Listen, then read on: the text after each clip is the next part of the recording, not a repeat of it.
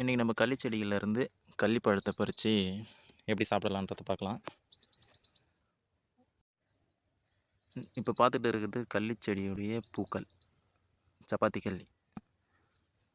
இந்த செடிகளில் இருக்கிற பழங்களை நம்ம சாப்பிடலாம். அது ரொம்ப நல்லாயிருக்கும். கொஞ்சம் புளிப்பும் இனிப்பு சுவையும் கலந்துருக்கும்.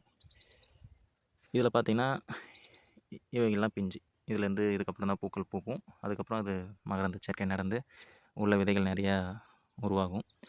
இந்த ஸ்டேஜில் இருக்கிறதெல்லாம் பார்த்திங்கன்னா காய்கள். இப்போ இது எல்லாமே காய்கள் தான். காய்கள் எல்லாம் பச்சை நிறத்தில் இருக்கும். நமக்கு பழம் வேணும் அப்படின்னு சொன்னாக்கா ஓரளவு வெளிர் மஞ்சள். இப்போ இதை பார்த்திங்கன்னா வெளிர் மஞ்சளாக இருக்கும். ஆனால் நீங்கள் இந்த பழத்தை எப்பயுமே பிடிக்கும்போது அடிப்பகுதிகளில் தான் கைகளை வைக்கணும். நீங்கள் மேலே வச்சிங்கன்னா இதில் பார்த்திங்கன்னா நிறைய ரொம்ப கூர்மையான முற்கள் இருக்கும். இது நம்ம கையில் கொஞ்சமாக பட்டாலே கையில் ஏறிக்கும். இதில் பார்த்திங்கன்னா தெரியுதுங்களா? நம்ம ரொம்ப அழுத்த வேண்டாம். கொஞ்சம் மெதுவாக அது மேலே நம்ம டச் பண்ணாலே நம்ம கைகளில் நல்லா குத்திடும். அதனால் எப்பயுமே இது பறிக்கும் போது ஒன்று கோல்கள் இருந்ததுன்னா கோலை வச்சு எடுக்கலாம். இல்லைனா இதோடைய அடிப்பகுதியில் முற்கள் இருக்காது. அந்த இடத்துல நம்ம பிடிச்சி பறிக்கலாம். ஆனால் அடிப்பகுதியை பிடிக்கும் போது அதை சுற்றியும் ரொம்ப கூர்மையான முற்கள் இருக்கும். அதனால் பார்த்து தான் பிடிக்க வேண்டியதாக இருக்கும். அதில் குத்திக்கிட்டிங்கன்னா பயங்கரமான குடைச்சல் இருக்கும். இது போல் கொஞ்சம் வெளிர் நிறம் இல்லைனாக்கா இங்கே இருக்குது பாருங்கள், இது போல் கொஞ்சம் சிவந்தாக இருக்கும். இது போல் இருக்கிறத எடுத்திங்கன்னா இன்னும் நல்லாவே இருக்கும். கொஞ்சம் நிறையாவே இருக்கும் உள்ள பழம். இந்த பழத்தை முதல்ல இது போல் நம்ம அடியில் பிடிச்சி எடுத்துகிட்டு இதோடைய மேலே இருக்கக்கூடிய அந்த கூர்மையான முற்களை முதல்ல அகற்றணும். இதுக்கு நம்ம ஏதாவது கல்லோ இல்லைனா இது போல் காஞ்ச மரங்களோ இருந்ததுன்னா அதில் சொரப்பான பகுதிகளில் இந்த ஒரு எட்ஜில் இருக்கிற முள்ளையும் அதில் நல்லா நம்ம தேய்ச்சனாக அந்த கூர்மையான முற்கள்லாம் கீழே கொட்டிக்கும்.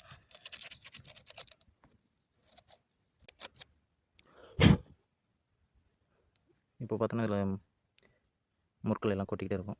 இப்போ நம்ம கையை வச்சாலும் இதில் குத்தாது.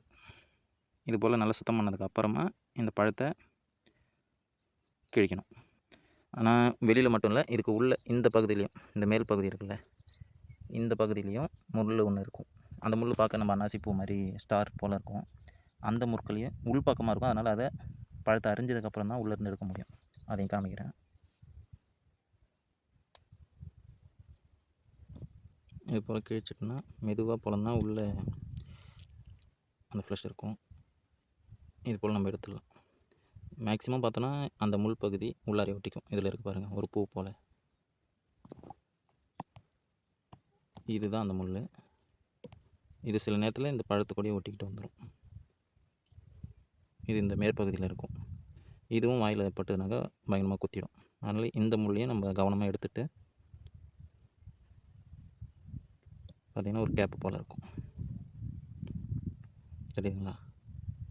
இந்த முள்ளையும் கவனமாக எடுத்துடணும். அதுக்கப்புறமா இதை நம்ம அப்படியே சாப்பிடலாம். இப்போ என் கை பூரா சிகப்பாக மாறிடுச்சு. இந்த பழம் ரொம்ப ரொம்ப நல்ல ஒரு பழம். மன அமைதிக்கும் உடலில் ரத்த உற்பத்திக்கும். ஆனால் இப்போ இந்த பழங்கள் கிடைக்கிறதுன்றது ரொம்ப அரிதாகிடுச்சு. ஏன்னாக்க இந்த செடிகள் இல்லை, இதெல்லாம் முள் செடிகள்னு சொல்லிட்டு எல்லா இடங்களையும் பிடுங்கி போட்டாங்க.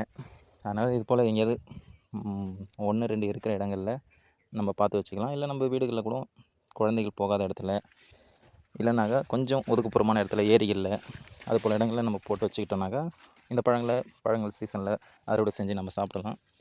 இது ஒரு சூழலுக்கு ஏற்ற நல்ல உணவு. நன்றி.